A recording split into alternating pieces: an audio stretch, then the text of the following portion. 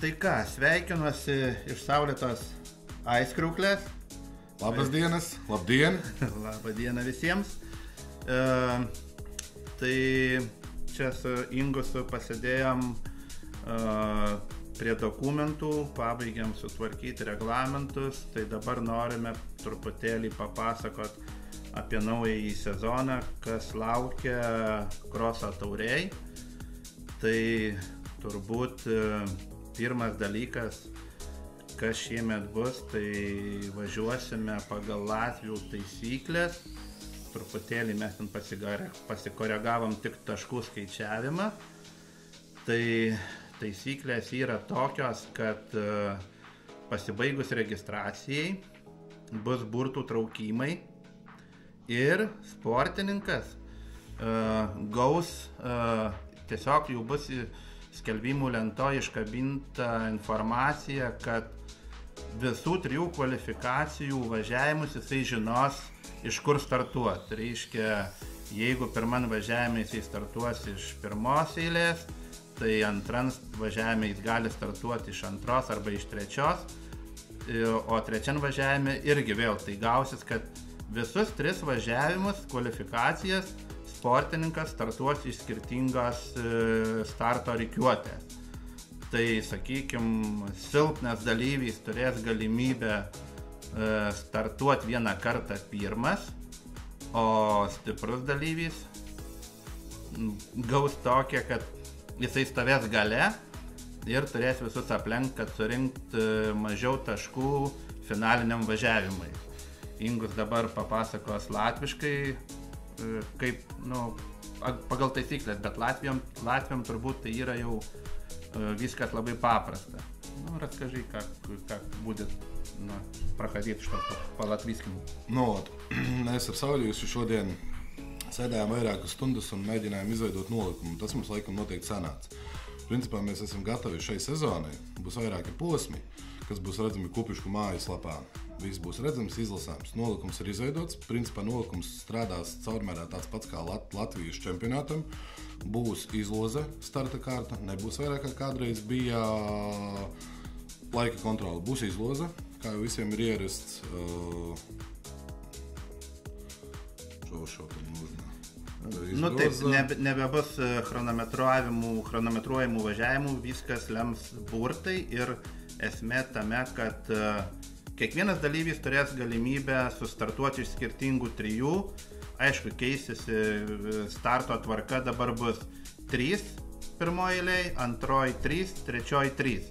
Jeigu dalyvių maksimum startuoja 9, jeigu dalyvių 10, reiškia bus 2 pogrupiai, bet viskas išdalinta. Ir čia bus ta taisyklė, yra formulės, pagal kurias gali būti taip, kad, sakykime, jūs atvažiuojat į startą ir pirmą eilę tuščia. Tai nenustebkit, nes kadangi čia dabar taip gausis, kad reiškia jau pirmoji eilė stovėjat, tada jeigu mažiau dalyvių, ten gali būti, kad tas starto takelis bus tuščias. Tai ir nebebus jums galimybės pasirinkti takelę. Viską lems burtai ir formulės, kur iškart bus jūsų starto vieta numatyta. Tai, sakau, pirmoji eilė, antroji eilė ir trečioji eilė reikia startuoti visiems po vieną kartą, kad finalui užimtumėt geresnę poziciją. Finalui statosi lygiai taip pat 3-2, 3-2, 3-2. Tik tai jeigu anksčiau mes finale važiuodavom 10 dalyvių, tai dabar finale važiuosim 12 dalyvių. Про порядок можно чуть-чуть рассказать, что 10, если меньше там на 9, это значит на 2 группы. 10. 9 это одна группа, если 10 уже на 2 группы. У нас тогда уже нету так? Сейчас по латвийским правилам так будет. В принципе, уже латвийский уже все знает это. Может кто-то знаете. Jā, nu, un tā kā pieņemsim visiem jau zināms Latvijas nolikums, ka pieņemsim starta stājas 9 pozīcijās mašīnas, un tā kā mēs kā pieņēmām lēmumu 9, ja būs 10 dalam pa 2 grupām, lai braukšana drošāka, un jā, visas rindas kārtība 3, 3, 3. Dodamies tālāk. Tālāk arī pieņemsim visas licences. Principā arī būs pieeja, ar visām licencēm varēs braukt, ja kādam arī nebūs iebildumi arī bez licences. Galvenais noteikums. Apdrošināšana. Svarīgākais, ja arī tev nav 18 gadi, tad noteikti vajadzēs vecāku atļauju piekrišanu, kad tu drīksti startēt uz starta. Что еще?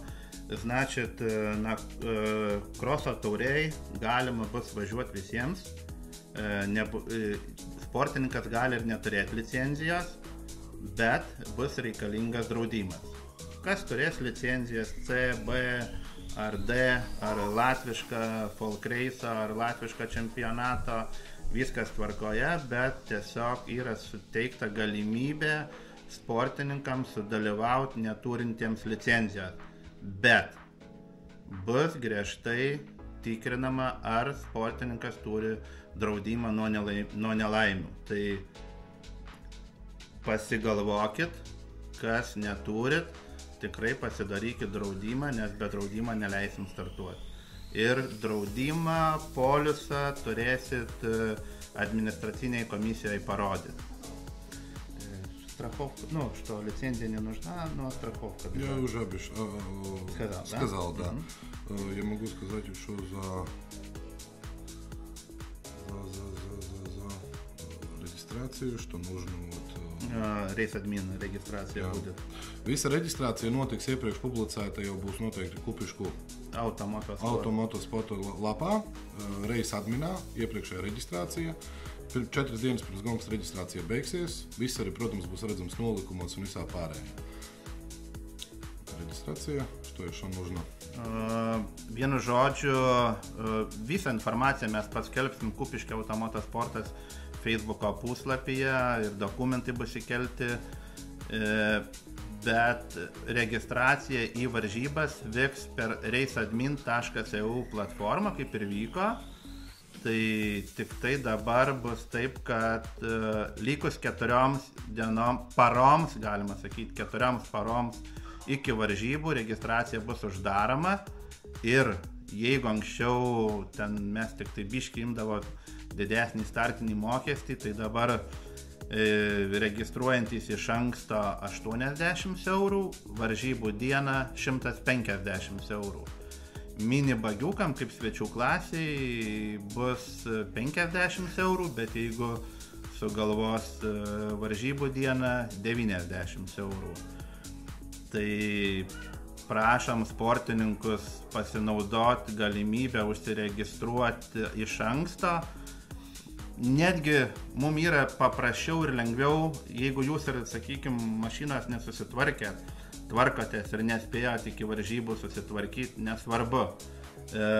Svarbu, kad jūs būtumėte užsiregistravę ir ten šeštadienį ar ten penktadienį į elektroninį paštą galit parašyti, SMS žinutę parašyti, kad neatvyksim į varžybas. Tai, bet kad jūs esat sąrašuose, tai mums yra daug paprasčiau, nes mes vis tiek strateguojam, kiek dalyvių, kaip technikinė, kaip treniruotės, kiek technikos, kiek visko reikia. Tai, o kaip organizatoriai, tai mums yra labai svarbu.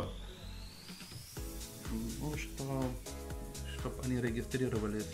Я понял, в принципе, понял. Ļoti patīkami būtu, ja visi dalībnieki laicīgi reģistrētos, pieteiktos dalībai. Ja arī kādam nesanāk to dalību pateikt, kad viņš netiek, būtu vēlams atsūtīt īziņu vai pieņemsim e-pasta atsūtīt, paziņot par neierašanos. Organizators zinātu par notiekošo situāciju, lai viņš var plānot dienas gaitu un visu pārējo. Tas tā kā diezgan svarīgi ir.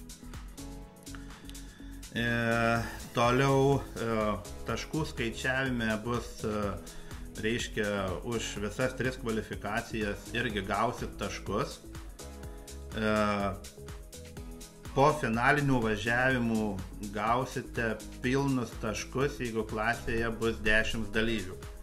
Jeigu klasėje bus 8 dalyviai, reiškia, už pirmą vietą yra skiriama 20 taškų, 2 dalyvių trūksta, tai reiškia -2 taškai, tai reiškia, už pirmą vietą gausit 18. Nu ir ten lentutė yra, kaip sakyt, pasižiūrėsit, kaip, ne taip kaip anksčiau, kad buvo 5 dalyviai, varžosi pilni taškai, 25 dalyviai, irgi 5 taškai, nu, pilni taškai, tai dabar, sakykim, taip, laimėti tarp 20 dalyvių ir laimėti tarp 5 dalyvių vis tiek yra skirtumas, tai mes darom, kad ir skirtusi taškai.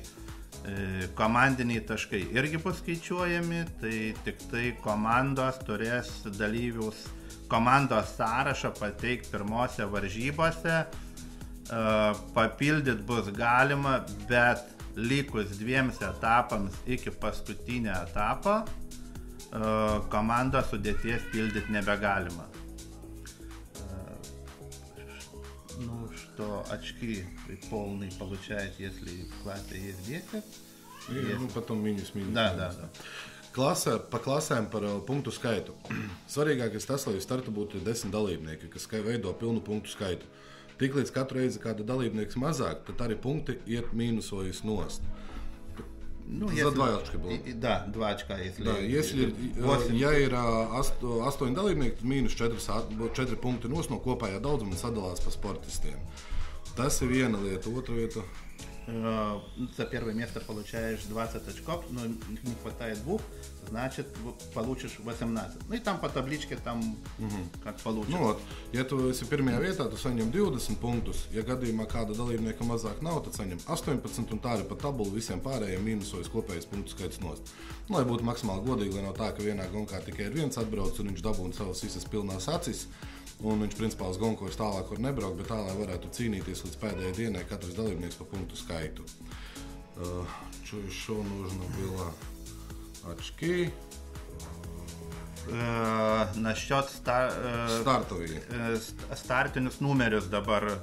Tai reiškia, mes vis tik tai norime, kad sportininkui būtų 2 startiniai skaičiai, nes finišo bokštelį, kai reikia dirbti teisėjam, jie nespėja surašyti, tada įsivelia klaidas.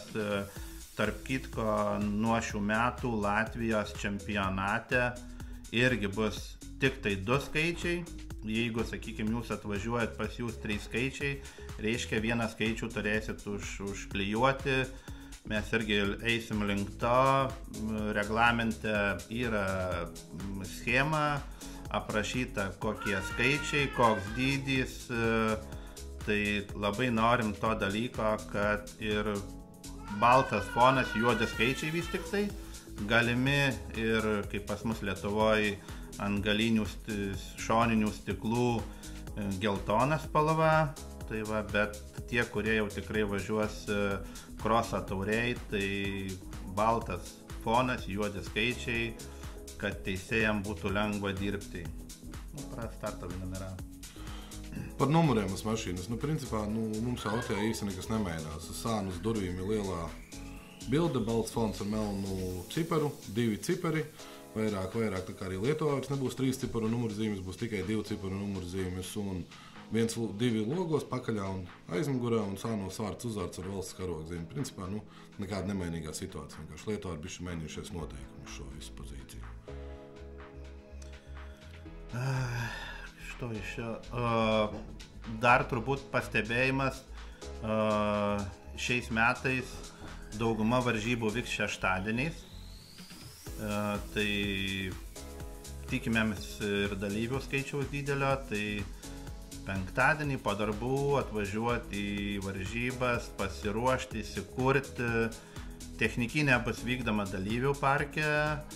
Mašinų nereiks niekur varyti, techniniai komisarai praeis, patikrins, tai o šeštadienį pilnas tempas varžybų ir jeigu ten, sakykime, daug dalyvių ir mes biškį nusivėlinsim, tai tikrai galimybė neskubėti namo, parvažiuosit ir sekmadienį. Что в большинстве случаев в этом году будет в субботу гонка. есть время, что технически не будет надо ехать по парку, будут ходить технически комментаторы. Visas gonkas principā notiek sestdienās, laikam sestdienās nevienas šogad neiekrīt, bet tehniskā komisija būs jāsagatavojas jau tā kā iepriekš, kad ir atbraukuši visi sportisti uz tehnisko parku. Tehniskajā parkā ir jāatver motora pārseks vaļā, un tehniskā komisija ies caur parku cauri. Tam, kam pārseks ir ciet, tas ir tehnisko izgājis, viss nevajadzēs braukt rindās, stāvēt, gaidīt kaut ko, vienkārši tehniskā komisija. Atbraucot autoparku, sāksies konkrētā laikā, kas būs nolikumā rakstīts. Tehniskā komisija izies cauri visam autoparkam, iedos katram lapiņas un jau varēs doties, jau gatavoties treniņu braucieniem un startiem. Nebūs jāstāv tās garās rindas pie katru reizi gaidot, kad pienāk katram sava kārta. Tiesiog sportininkai turės galimybę atvažiuoti, įsikurti, nereiks važiuoti į eilę stoti, tiesiog eisim, tikrinsim vietoj. Manau, kad jūs atvažiavot, kūrėtės, время сэкономим. Приехали, ты можешь уже костер зажигать. Vēl kas ir tā kā ieteicamās lietas, kas ir, ka uz telts būtu forši, ja visiem būtu zīmītes ar vārdu, uzvārdu numuru, kā Latvijas čempionātā ir, tas tā kā, lai veidotu to foršo tehnisko parku, lai visiem būtu redzams. Arī par komandām runājot, jau ir vēlme savu komandu uz visu sezonu, lai būtu kopējs punktu skaits. Uz pirmo gonku līdz tehniskās komisijas, nevis tehniskās, bet līdz briefingam vajag iedot pilnu sarakstu, kas būs komandā. Un viņu vajadzēs noreģistrēt, lai viņa būtu uz visu sezonu, lai nav tā, ka tagad mēs vienkārši katru otro reizi tur labākos braucējus salasam, lai tikai salasītu acis uz kopējo braucienu, bet tieši uz pirmo gonku, protams, būs iespēja arī papildināt braucējus, ja kāds pienāk klāt, bet ne vēlāk kā pēdējās divās gonkās. Tad, lai neies kopā. Vienkārši pirmajā gonkā iesniedzam savu sarakstu ar savu komandu, ar saviem nosaukumiem, visu, un tāda komandas sastāvs principā būs visu sezonas garumā. Taip, ką daugiau mes čia turime naujienų? Tai su džokerio važiavimu, tai viskas kaip ir aišku. Vieną kartą turėsit užvažiuoti į džokerį. B finalas, A finalas, jeigu padarėt falstartą 2 džokeriai, jeigu džokerio nėra, reiškia važiuojam be džokerio. Bet formatas vis tiek išlieka tas pats, laiko kontrolės nebus, viskas vyksta taip kaip Latvijos čempionate. Jeigu džokeriais trumpesnis, tai džokerio nevažiuojam. Если džoker, не едем, как вы спал. Про džoker чуть-чуть. Principā visās trasēs ir paredzēts, ka būs džokeri. Principā noteikumi tādi paši kā mums Latvijas čempionātā. Ir arī kāda varbūt trase, kura nepaspēs izveidot to ko, tad viņā, protams, arī nebūs, bet viss notiek pēc, tā kā nolikums apmēram veidojas kā Latvijas čempionātam. Braucam, kļūda, 2 džokeri, vēl kaut kas, un viss tā secīgi. Būs visās trasēs džokeri, būs spriedze, interesanti, gaidīsim. Tai laukia toks sezonas, tai mes čia turbūt biškį trumpai papasakojom, bet tikrai siūlau visiems pasiskaityti reglamentą. Aišku, per sportininkų briefingą išaiškinsim. Pirmas etapas kroso taurės nusimato Plungėje, Europinio lygio trasoje, tai lauksim ten jūsų visų. Štokia ir vieta Plungē. Pirmais posms būs Plungē. Noteikti jau visi ir redzējuši kaut kādu sarakstiņu, jau kaut kur kupiši kaut to moto Facebookā lapā ir redzams. Principā visas tādas tīri trases, būs patīkama sezona, braucama, baudāma. Principā visus gaidīsim, brauciet, piedalieties, atbalstiet gan organizātori, gan baudiet paši dienas. Kā? Linkim geru startu. Veiksmīgu startus. Veiksmīgu startu. Paldies! Paldies jums! Ačiū! Ačiū!